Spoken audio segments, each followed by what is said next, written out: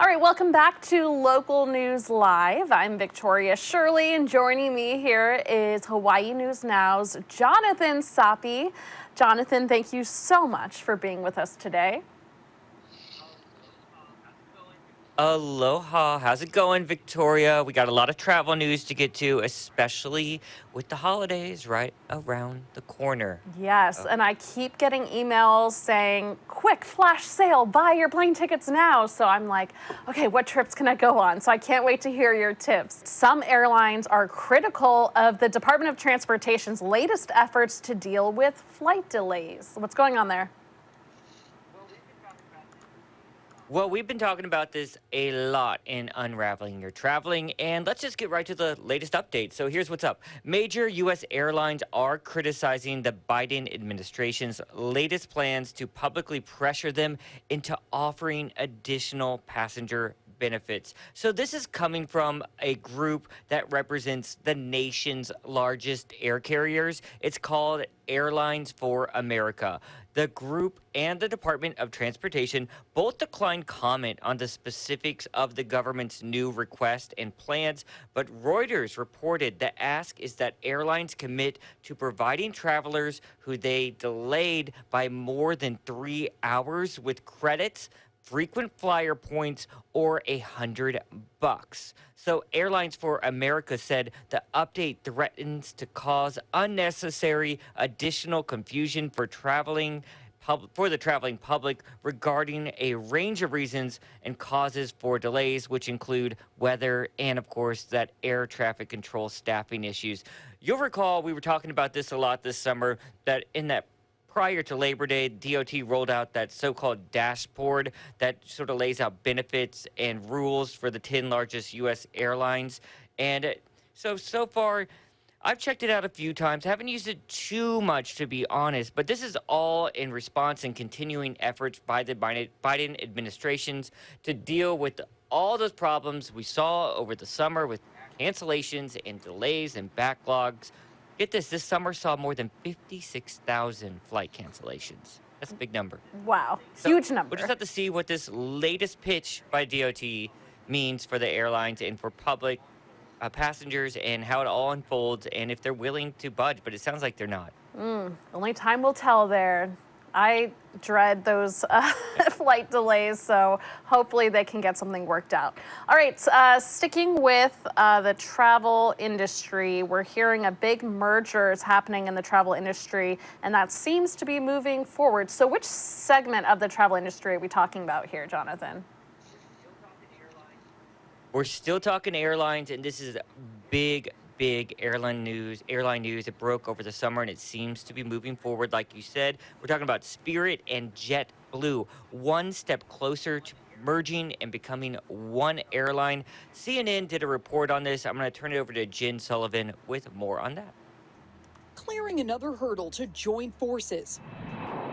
According to preliminary voting results, a majority of Spirit shareholders voted in favor of the deal to merge with JetBlue, creating a new airline that could reshape the industry.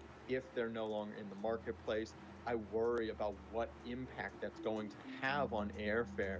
But how would this merger impact you? In a statement, the president and CEO of Spirit called the merger an important step forward to create the most compelling national low-fare challenger to the dominant U.S. carriers. But travel experts are concerned, including Scott Keyes, founder of Scott's Cheap Flights, a website that helps passengers find cheaper fares. He says even if you don't fly those two airlines, fewer competitors vying for your business could lead to higher plane fares overall. Researchers have studied this, and they found that when Spirit or other budget airlines start flying on a new route, fares across the board drop by about 20%. JetBlue says it plans several changes, including reconfiguring Spirit planes to add first-class seating. JetBlue beat out an earlier offer to buy Spirit from Frontier Airlines, with both aiming to buy the budget airline to create a more viable competitor to the other four dominant carriers. The deal still faces strong antitrust scrutiny from the Justice Department, especially if they see the consolidation as harmful to consumers. For today's Consumer Watch, I'm Jen Sullivan.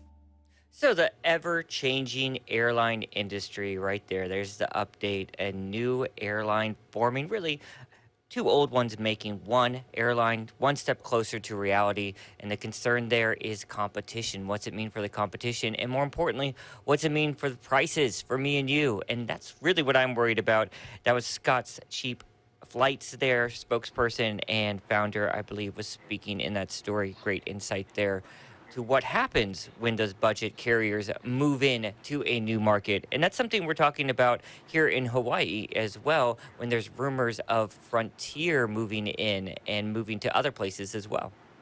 Very interesting. Another only time will tell type story, but something we should keep a close eye on because, cheap tickets, that's important when it comes to travel. And speaking of cheap tickets, you had mentioned about Frontier, and Frontier Airlines could be making some big moves soon, huh? Yeah, this is all because they're getting some brand new planes that really allow them to travel further distance than ever before.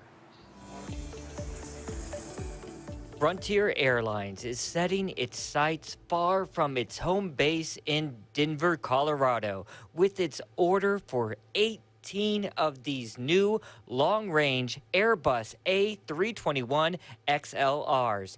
The ultra-low-cost carrier could use these aircrafts to launch flights to Hawaii and as far away as Europe and South America, according to the airline's chief executive. The islands present a potential opportunity for Frontier, which is primarily a leisure carrier.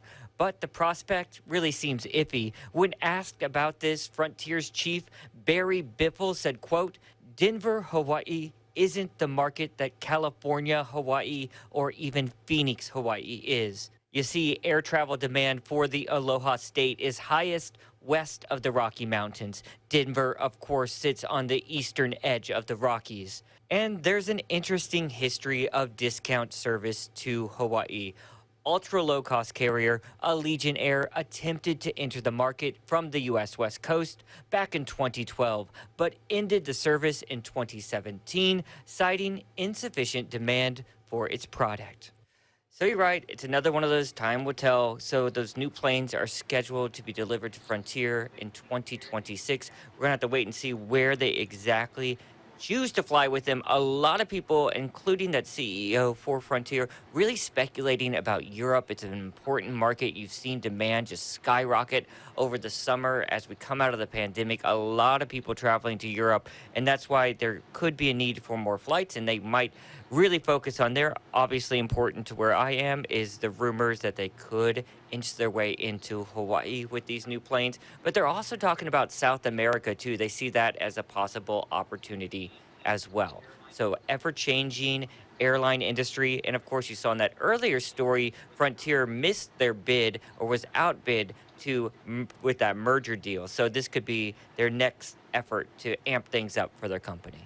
Very interesting. Lots of changes happening right now in the airline industry. And speaking of the airline industry, we're staying on that topic. One airline has a new incentives for those who choose the middle seat. Ooh, this is interesting. Yeah, this is interesting, but yeah, no surprise, no one likes the middle seat, right? So a recent poll by Virgin Australia Airlines found almost no one wants it. No one wants that middle seat. So to try to change that, the airline is offering a lottery to entice people to pick that least popular seat. There's a weekly prize from a prize pool worth about $145,000. But you have to sit in that middle seat voluntarily or involuntarily during the flight to be eligible. So among the prizes is a full day helicopter pub crawl. Yeah, a helicopter pub crawl. What is that? I hope you don't have to sit in the middle seat, but that sounds interesting. Also, a prize up for grab, 2-night vacation in Cairns, Australia. That includes flights and accommodations and a bungee jump. There's also flight and tickets to Australia's Football League grand finale, which includes like a VIP prize pack. So very cool. I think it's a cool incentive. I despise the middle seat. I end up in it all the time. I was talking to the anchor for our morning show, and he's like, "Oh, isn't it the worst when you're sitting there at the window or the aisle and no one's sitting in that middle seat, and you think you have the extra space, and then all of a sudden that person comes running on the plane and plops right down in the middle seat and makes it a little bit more squeeze there in a row." And I said, yeah, I understand that completely because I always get stuck with the middle seat. So I wait to the very last minute to get on the plane. So I'm your worst nightmare running in and plopping in that middle seat. So I do. I don't know. I win the lottery for middle seat all the time. I just got back from some traveling. I say I think every flight but one, I was in the middle seat. I'm also extremely cheap, so I never pay to upgrade my seat. I'll suffer through it. Flying's never fun, and just moving the seat's not going to make it any more fun for me. That's for sure. Well, it might be fun now if you fly that airline. Yeah, if you fly Virgin Australia Airline, maybe we'll be winners. Yes. And win our helicopter pub crawl tour. Yeah. I think it's a fantastic idea. I think all of the airlines should adopt this idea because I'm someone who likes a good sweepstakes, a good contest, a good lottery ticket. So I would absolutely pick the middle seat every time because you have that thrill of maybe I'll win something. Like, what amazing idea. Well, it's also you can pick it, but also if you just get stuck there, if Exactly. involuntarily get stuck there, you're eligible as well. So there you go. There you go. Well, again, Jonathan Soppy providing us some excellent traveling tips and a lot happening in the airline industry, so a lot to keep track of, and Jonathan's keeping track of it for us, so we thank you so much. Yeah, I'll check back in with you a little later this week for some more unraveling your traveling news, tips, and advice. All right. Again, that was Jonathan Soppy with Hawaii News Now, and he was giving us all of the travel tips for this edition of Unraveling Your Traveling. You're watching Local News Live. I'm Victoria Shirley. We'll be right back.